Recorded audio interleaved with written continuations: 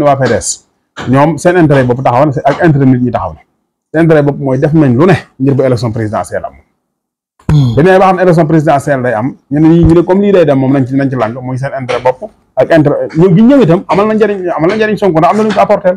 mooy seen intérêt bi ñëw bokk ci pal gi waaye intérêt Sonko bi ci nekk mooy ñoom li ñu bokk ci pal gi ba falu jotee ñoom falu Sonko moo falu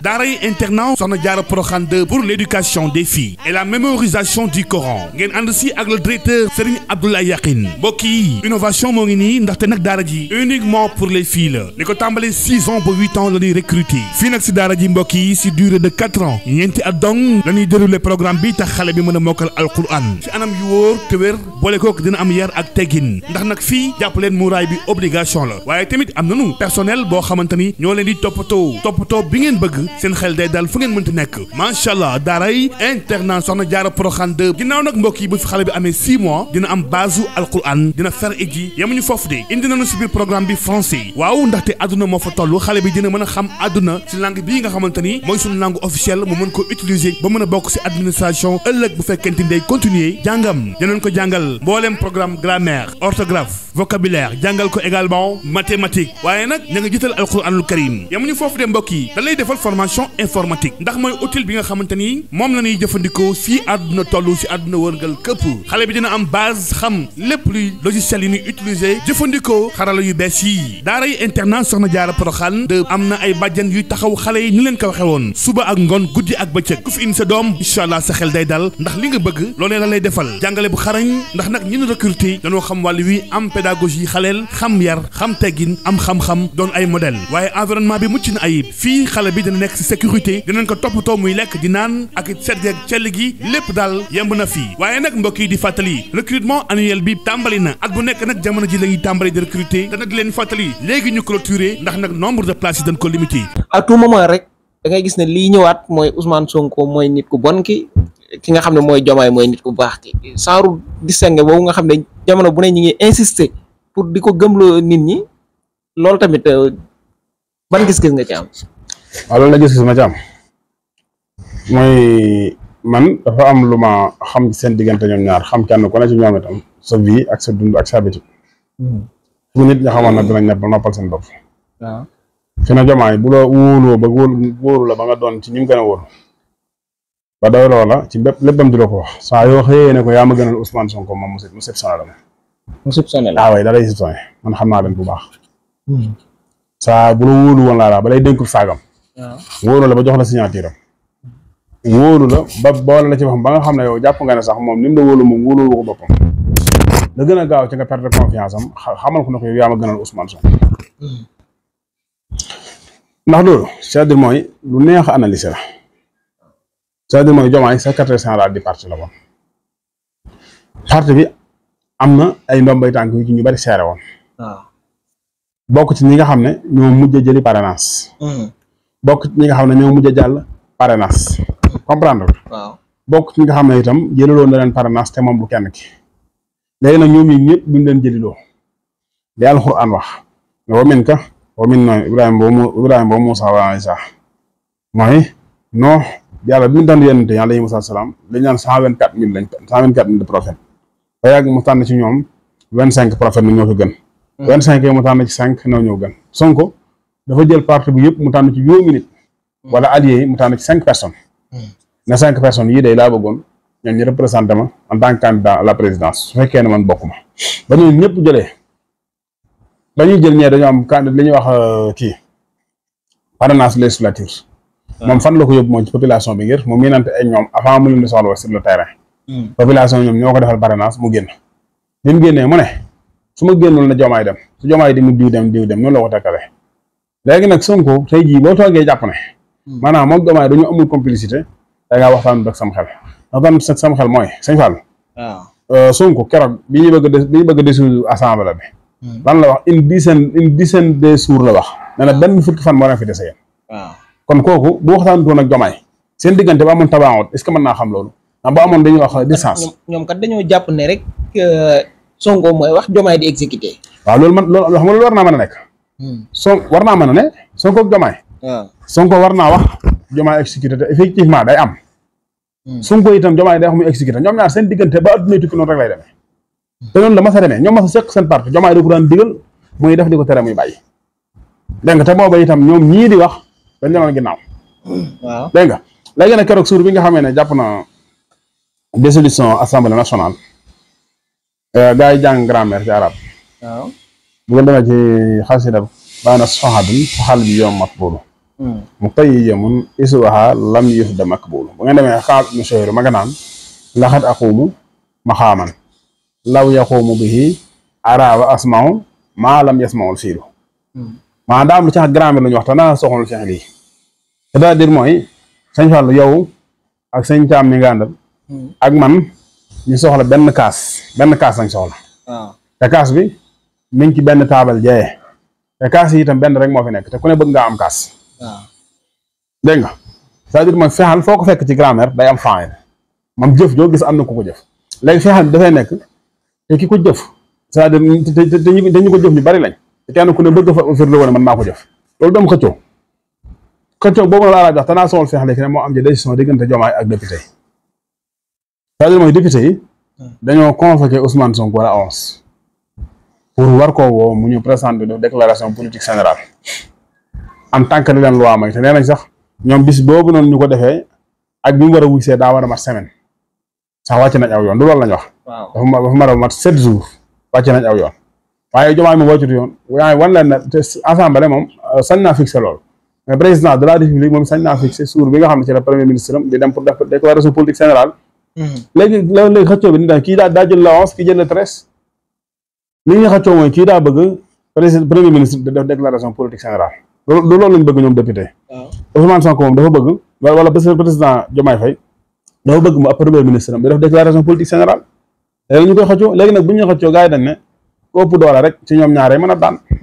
léegi nag ki ëpp doole mooy kii jàpp na date le 13 kii jàpp date le 11 te le 12 ci la mbir mi jaax te nga dégg ñu ne la gars yi nee nañ ki la sumbuloo moo la fóot ma ne boobu la ngeen a xamul gars yi Diomaye mën na leen sumbuloo pare daal di jënd yére yu bees Diomaye loolu Wilane moo ko wax Ablaye Wilane ok ma ne ki la sumbuloo moo la fóotloo man ma ni ko ki la sumbuloo man na lay fóotloo ba ca biir mu dem marché jënd yére yu bees daal na caayinel teg su ma demee Ndar sànn la ci ñag ba caayinel teg su ma demee Ndar jënd tubay sànn la ci ñag ba parfois gars yi dañ lay sumbuloom pour du bara dem wuti yére yu bees léegi nag président de la république am na sañ-sañu fixé ne sama premier ministre day wuy ji président de la république am na sañ-sañu fixé date ne da sartana assemblée ndax ni président sañu ko gars yi def na ñaar yëpp loolu la sañ def na ko léegi nag mu des comme ni ngay dégg ba keroog gis naa Doudou Wade naan keroog bi mu fixé la date la 13 bi ñoom ñëpp defoon nañ ne maam dut bi ñuy am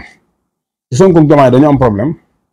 maanaam bi mu ne le 13 di nga dem dañoo defoon ne maam problème moom am na keroog bi nga doon seen TV dafa kontaan daa wax ne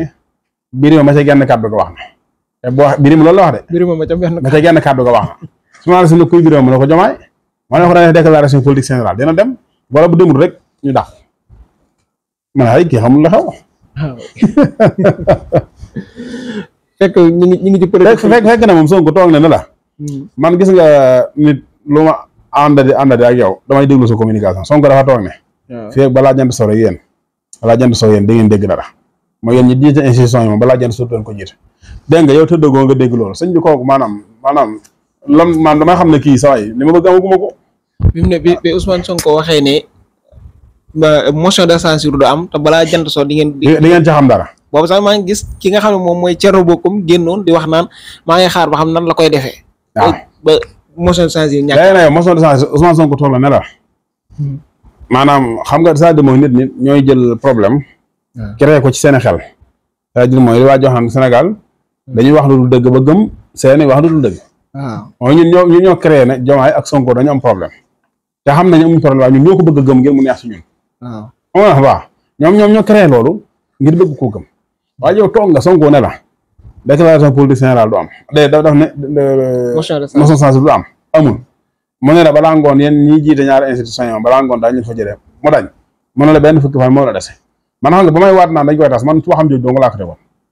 ndax xam nga gars yi dañoo xam ne koy xeex ak ñetti nit damm kenn ka ray kenn ka ca des la ko war na koo gëm léegi nag benn affaire la dafa am mooy gis nga Sonko Diomaye man su ma àndul woon ak ñoom su may combattre ak ñoom du ma jéem a dugg ci seen diggante ndax problème bi mooy li la dugg seen diggante jafe yow mënoo gis Sonko mënoo gis Diomaye te ñoom ñi nga gisante boo dugg ci seen diggante noo ci duggee da mënoo gis Sonko mënoo gis Diomaye dégg nga te boo amoon chance ba añee doog Sonko itam fi ne loo ko wax balaa tëdd nettali ko Diomaye chaque jour nga dégg ñu ñi ngi xuloo ñi saar yi waaw xam nga xuloo bi dafa arrangé gars yi fi ne nii mi ngi mel ni sëñ Fall Diomaye en tant que président de la République sëñ Fall mi ngi mel ni yow sa kër nga tabax sa kër pare dëkk ci kaw jël benn 50 millions def ko ci sa terroir wala sa coffre benn gang ngaa di wut sa gardien tekki buntu kër bi benn gang ñëw bëgg a sàcc gardien bi jaamaarloog ñoom yaa ngi tëdd bi nga tëdd war nga say fetal waaye tiiri woo defoo dara gardien bi moom jaamaarloog ñoom ba dàq leen ba ñu demee nag naan sëñ Fallu moom ku baax la waaw waaye gardien bi rek moom mooy problème bi xam nga c'est-à-dire mooy ñoom gardien alxaaris maam gardien bi borom kër gi lañ jàpp di ko xas parce que moom dafa taxaw temm ci moom jëmmi borom kër gi ak alala moom kenn du ko laal waaye léegi borom kër gi ndax mën ngaa tax mu kontaan ci loolu am gardien lay kontaan wala yow chef de gang bi dikk ngir bëgg cambriolage këram mooy jëmmi Sonko munu leen a wax ba Diomaye mere ko ndax Diomaye defal na Sonko lu rëy ndax Sonko yi defal na Diomaye lu rëy ndax Sonko ba fi ñëpp ne moom la tànn kay doon président kii mu doonee président te ngoon nga mënoon naa war am ay xalaatam te président bu waree du mujj fenn coow yi bari rek dégg nga pour mu jël ko def ko en tant que premier ministre li ci gën a neex nag mooy li ma sonn di Sonko wax moo ma ne ni nga bëgg liggéeyee seet ko nga bind ko andil ma ko man si ma defal la ko dekk sëñ bi ngor foofu la tàmbale foofu nit ki loolu rek nga man Diomaye loolu rek la man amul loo xam ne des na ci déggam ak Sonko lu ndax looloo tax Alioune Tine di wax naan Sonko mooy gouverner kon très bien léegi yow may ma benn kii rek nga baal ma léegi nag moo tax tout le temps ma ko faral di wax gis nga ñun ñu yor communication bi avant ñun xamuñu woon Diomaye Sonko lañ xamoon dégg nga mais comme Sonko xam na Diomaye ba ne ko kay dem président kon foo ko Sonko teg ñun teguñu fa la ko Sonko jàppee wuñu moo tax communication bi ñun nañ ko defar bu baax ci di leen ko boole xam nga wax baax defar ko bu baax ci di leen ko boole maanaam la ñuy wax ci di défendre Sonko lu ñu toll ñu koy wax di défendre Diomaye la ñuy wax ci di defar Sonko ñu lu ñu toll ñu koy wax ngir di defar Diomaye parce que itam dafa xas ba doon lenn ba pare ñoom ñaar daal lu mu koy wax rek ndox ak suukar la gaa yi jaxase nañ ko yëngal nañ ko ba pare gaa yi da ngeen koy naan bu leen neexee bu leen neexul ngeen tuur ko rek waaye séparé ko mënul nekk ñoom ñaar lenn rek moo mën a nekk mooy yow nit ñuy jéema wala nit ñi di jéema di séparé ba far ñoom am problème waaye ñoom duñu am problème man loolu leer na man nañ ñi moom Sëñ Fall doo mës a ñëw fee di ma interview ne ma problème bu Diomaye ak Sonko déedéet loolu doo ko du mës a am ci àddina àddina gudd na tànk de sëñ bi lay wal kitaab bi du am Sonko ak Diomaye seen problème doo mës a dikk di ma ko laaj en tout cas parce que itam ñoom ñaar seen jikko laayam gis nga Diomaye maa ngi jégalu nga baal ma rek nga baal ma baax ci question yi may doog dégg parce que Diomaye benn affaire dama ko seetlu ci moom bëggul daraja bëggul alal déedéet te deretam moo ko gënal ay caaxaan deretam moo ko gënal bakkanam te daa bokk ci deret tout le temps li muy bañ moom mooy jëmmi deret xam nga lan lay bañ wor te deretam day bañ wor man xam naa ko bu wér dégg nga nit nag boo bëggul alal bëggoo daraja ay fen du la yomb waaw sëñ Bara Khourédia borom kër gi laa wax ne ku bëgg daraja ku dul fen moom nee na xamu ko fenn yaa ngi bëgg ci benn bu dee Sonko moom da nga koy gisee noonu bëgg na palmarès bu rafet bëgg na ndam daal bëgg na ndam bëgg ndam la te nit ñaare bëgg ndam day neex a àndal parce que bëgg ndam weesuwul nga ànd ak ay nit yàlla ko jiitu woon ñii nga fexe ba def leen ay député nga dem assemblée wax ne bu ngeen xëyee dem assemblée pour président assemblée gi jàll na ngeen ma dimbale benn candidat dong laa am mais ma dimbale bu ngeen demee yéen ñëpp ngeen soutenir kenn ki waa PDS indi seen mbër Ahmed Aïdara indi mbërëm ak mbërëm Yewwi Askan Wi daal di yàq suñ carte gi ndax mas nga dégg benn bi Sonko wax ci mas nga ko dégg Sonko ànd ak Khalifa Sall ci Yewwi Askan Wi ànd ak PDS ci Yewwi Askan Wi ñoom ñëpp gis nga dem rejoindre dialogue ba def la ñuy def ndax mas nga dégg benn bi Sonko wax ci Sonko ànd ak Barthélémy Dias sax gëmloo nañu ne ànd na ak Sonko wuti Serigne Casamance mbiru Yewwi Askan boobu maa ngi ñëw nga baal ma rek mbiru Yewwi Askan bi bëgg naa ci ñëw waaw par exemple mooy ñoom moom qualité yi mu am waaw la bëgg wax c'est-à-dire mooy ñoom ñëpp dem bi ko Macky Sall jàppee yow xam nga ne sëñ Fall toll nañ guddi yoo xam ne Sonko juróomi nit amatu ko ci dëkk bi déedéet juróomi nit yu siiw yu populaire amatu ko ci dëkk nekk ci géopolitique bi leer amatu ko kay juróomi nit amatu ko woon ndax booba jàpp nañ ko maîtriser nañ xam ne kenn waxatul woon ay waxam ne moom jàpp nañ ne Macky Sall jàpp nañ ne jeex na waaw bari nañu àndoon ak Sonko jàpp nañ ko ñu àndoon ak Sonko am nañu gëmoon na jeex na waaw am nañu gëmoon ne yëf yi jeex na am nañu gëmoon loolu man dañ daan wax yaakaar naa sëñ Fall man ak yow ci téléphone man naan ne li baax rek te man su ma naa sa télé bi doon daan wax ne plan amuñu plan B leneen la daan wax mooy li baax nañ am plan B loolu laa la mës di wax ci téléphone nañ am plan B parce que ñun Sonko bu doon fasu course comme ay tànkam day métti nañ fay tànk yi mooy nañ am plan B ba jël réew mi bu pare waaw dañu jël réew mi ba raxas ko ba pare nag xam mu am jàmm ñu am jàmm man loolu ma sa nekk sama gëm-gëm moo ma sa nekk sans face bi mu xëyee présenté 5 candidats yooyu da xëyee jël Diomaye teg ci kanam sama xol dafa sedd na xam naa ne ñun danañ am jàmm ndax xam nga na Macky Sall daan doxalee ak ni Diomaye di doxalee xam nga ne bokk ni Macky Sall daan def ci Sonko daa asarno ci kawam ak ni Diomaye di jëne teraanga di jël Sonko xam nga ne bokkul bokkul ci côté li nga xam ne moom mooy seen ànd ñoom ñaar damay ñëw ci kàddu yi nga xam ne sëñ Moustapha Sy wax na ko ci gàmm gi moom gis na ne Ousmane Sonko daf ko ignoré ci gàmm gi bay wax ne sax di ko jox dig daje foofu la nga xam ne moom mooy législatif yi wax na ci ay kàddoom tamit ne kenn mënu ko chantage waaye tamit bu chantage di am moom mooy chantage ki nga xam ne moom mooy Ousmane Sonko di waxee sëñ Moustapha ji yow noo ko xam naa loolu li gën moo ñu wax ci feey waaw ci feey mooy Yewwi Askan bi ko damaaree nga di ko doxal di dem effectivement dem nañ ba benn instant lu ñu waxante woon ñoom waa Yewwi Askan Wi ñu ko ci mataloon maintenant sëñ Moustapha Sy lañ néew lañ leader ñu néew lañ ay dem booj ngay lim Habib Sy sëñ Moustapha Sy ñii nga ciy lim yaakaar na amaan na ñeneen mën na am ma fàtte leen waaye ñii nga ciy lim ñi des ñëpp bañ amee ay député fee dinañ gëw dem seen yoon léegi nag ñun nañu ànd Yewwi Askan Wi bu ñu demee ba àgg ci présidentielle yi kenn ku ne dem wutali sa bopp loola moom dëggu woon nañ ci te loola mooy li pire def waaw ba présidentielle yi moom ci la door a dem wutali boppam Sonko yi daa dem présidentielle bi door a dem wutali kon ci jamono boobu kenn ci ñoom maanaam wóorul sa morom kenn ci ñoom amute sa problème waaye problème bi am mooy booba Yewwi Askan Wi moom demul élection présidentielle li dem élection présidentielle coalition Diomaye président loolu moo demoon léegi nag comme Yewwi Askan Wi demuloo nag da ngay gis ci biir coalition Diomaye président ñoo xam ne dañ daan jàkkaarloo ak Sonko di ko xas Moustapha Sy jàkkaarloo ak ñoom di ko défendre te ku mel ni Mimi Touré daan jàkkaarloo ak Sonko di tiire seen secrétaire général Cheikh Tidiane Youm yaakaar na Cheikh Youm waaw Cheikh Tidiane Youm di taxaw ci côté défendre président Sonko kee daan tiire ci Pastef ñii taxaw ci côté di défendre Pastef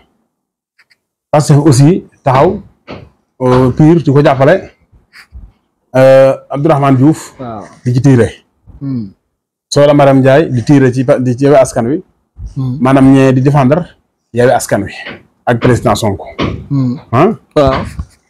waaw loolu nag moo amoon diggante Yewwi Askan Wi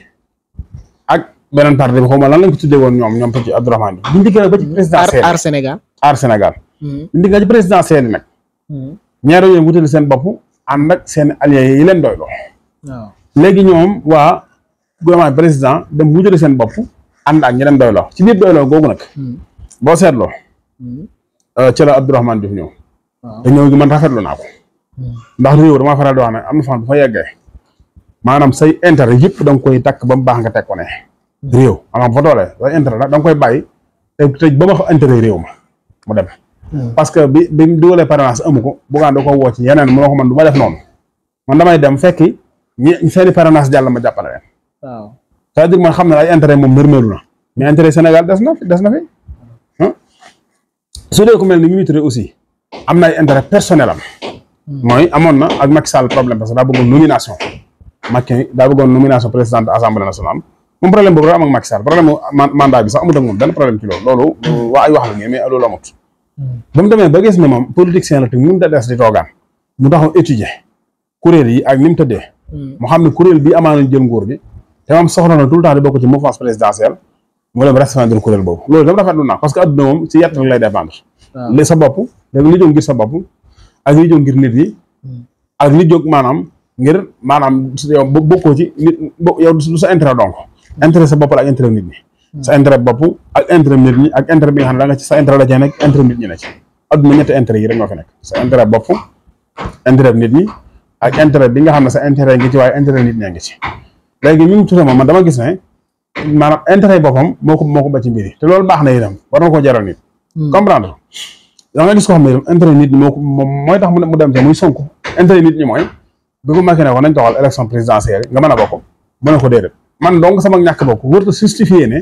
élection présidentielle wërta am Sénégal parce que ay candidat ngi fi loolu mooy intérêt boo xam ne yow dégage nga ci sa bopp te nit ñi tax mooy boobu noonu lépp nag ay niveau ak i degré gis ci koo xam ne par exemple lu mel ni waa PDS ñoom seen intérêt bopp taxaw na ak intérêt nit ñi taxaw na seen intérêt bopp mooy def nañ lu ne ngir ba élection présidentielle am dañu ba xam ne élection présidentielle day am ñu ne comme lii day dem moom nañ ci làng muy seen intérêt bopp ak intérêt ñëw gi ñëw itam amal na njëriñ Sonko ndax am na lu ñu ko apporté mooy seen intérêt bi ñëw bokk ci pal gi waaye intérêt Sonko bi ci nekk mooy ñoom li ñu bokk ci pal gi ba falu jotee ñoom falu Sonko moo falu waaw loolu nag léegi su amee nag ci loolu kii da ngay étudier les faits nga teg ko ci taabal ji xam ne léegi nag problème bi waral Sonko sëñ bi jàpp na sax dafa def ko ignoré man jàppee ma ko noonu ndax sëñ bi borom xam-xam la te xam ne day xew ci adduna xam ne ni adduna doxee mooy Sonko bu ngeen fàttalikoo 2022 dem na fa ziyaare ji sëñ bi ànd ak Yewwi Askan Wi keroog gisut sëñ bi keroog sëñ bi da gisu ko danaa ñeneen la ko boole ñooñu dara la ko ñëw waa Yewwi Askan Wi ah loolu fàttewul leen ko waaw léegi ren jii itam yabal na fa kam fa yabalit moom sëñ moo taxaw ne moom gisuma xam nga moom gisuma te ñeneen ñoo ko gis man damay ragal ne est-ce que Sonko ay ndaw sax kay la sëñ bi wax ay ndaw man nag damay ragal ne est-ce que Sonko itam mooy tuut loolu moom tam man est-ce que mooy tuut pour moom mu dem fa ñu tëju ko te Sonko itam wax dëgg yàlla man dama koy faral gis nga adduna ci ñu doxee amul ci adduna ñoo xam ne toujours moom dañuy wéy rek di doon ay baadool dañu mas a doon ay sànq loolu amul ci adduna koo xam ne itam toujours rek wala askan wax wala xeet wax ne famille boo xam ne ñoom duñ mas a doon ay sànq toujours ay baadool la ñu doon loolu moom amul fenn ci adduna amul fenn waxtu wu ne nga gis ñoo xam ne dem ay baadool lañ te ay sànq la Sonko nag tey wax dëgg yàlla ab sànq la ab sànq la su ma ko waxee mooy kilifa la ci mim réew ku woote mu woote doo ko ëpp nit kuy wax muy wax itam su waxee duñ la déglu bàyyi ko kuy santaane it muy santaane bu santaanee ña nga sant bu ñu defalee moom ñami sant nga defal ñami sant daañu ko defal léegi nag nit bu xasee egg foofu damay ragal ne day xaw a moytu dem ci barab buñ koy tuutale man damaa ragal loolu tax nangu faa dem waaye ignoré sëñ Moustapha moom Sonko loolu du xalaatam parce que jamono bi nga xamee ne te buñ waxtaanee te wax dëgg rek teg tax jamono bi ko Sonko di gis li nga jot a wax noonu bu fekkee ne noonu la demee mais Ousmane Sonko bu fa demee tey recevoir uñ ko dafa am ñeneen ñu ko recevoir dafa am ku ñu ko booleel boog protocole mais mosuñu dégg fu mu toogee wax loolu wala mu dem ko dénoncé wala Sonko noonu la yow Sonko mais xam nga Sonko noonu la demee Sonko yow xam nga ko maa la koy limal léegi na la yow askan bi ànd ak Khalifa Sall war doo fu ko Sonko waxee du ko Barthélémy attaque am yooyu doo fu mu ko tonte bi ñu defaree listam boobu noonu indi xale bu monsieur bu am 17 ans dugal ko ci bañ yàq listam ba xam na ne mu demee mais déggoo mu wax ko day au lieu que sax ñun ñi daan génn di wax ne di Khalifa Sall ko tey Sonko dafa gaaw génn sax nañu te wax jooju ne bu doon wax loolu défendre Khalifa Sall défendre Khalifa Sall parce que xam na ne moom loolu warul nekk maanaam yoon wu ñuy jaar ngir dem c'est-à-dire comme àndal tey rek boo léegi mu xase loolu ku koy def kenn du la ñeme waaye nag man dama gis ni personnellement Serigne Moustapha ñu ngi koy sant ca la jiitu woon bu wér te sant gi itam kanam lay jëm ndax tax muy jëm kanam mooy jamono bi nga xam ne ñun gisuñu kenn wax dëgg nag gis nañ la waaw gis nañ la te état ba soxla woon na la nag ndax dama soxla boobu yor nga mbooloo am nga kàddu nga opposé ku fukki at ak ñaar yoo xam ne da ngaa taxaw temm ci wet Sonko loolu kenn werantu ko wax dëgg yàlla kenn werantu ko waaye Sonko du kooku Sonko yow bu la ignoré sax bu mu la metti bu la ignoré ba mu wóor la yow daf la ignoré yow loolu bu mu la metti parce que yow maanaam nit ci àdduna mënatu laa ignoré ba mu wàññi la dara waaw ndax am réew bu fekkee ne bu ñuy lim ñu ëpp xam-xam ci réew ma boole la ci suñuy lim ña fa ëpp aw nit boole la ci bu ñuy lim itam ña fa gënu askan boole la ci defe naa kooku moom waratut am problème. moo ci ni mu waxee nag boo ko déggee dafay mel ni dafa am ñu nekk ci nopp Ousmane Sonko di ko wax naa